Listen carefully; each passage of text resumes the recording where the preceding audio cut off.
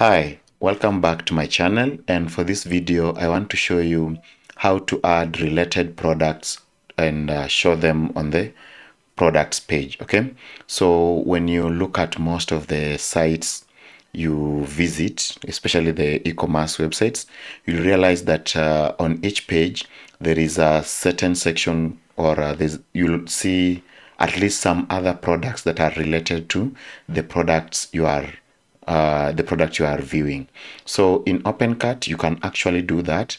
And what you need to do is once you are on the products list, just select the product that you want to add this, and then on the links tab, scroll down to related products and then search products that you've already added and are related to this kind of product, or maybe they are like accessories to this particular product.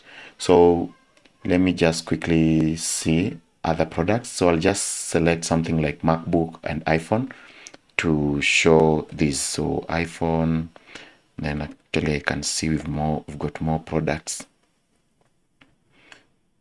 that. And then let's say the Mac. So at least now I've added 3 products. Let's see, let me add 4 just to ensure it looks better. Then save. Now when you refresh the customer side and switch to the product that you are editing, you can see now we have this nice list here that says related products. So that's how it works.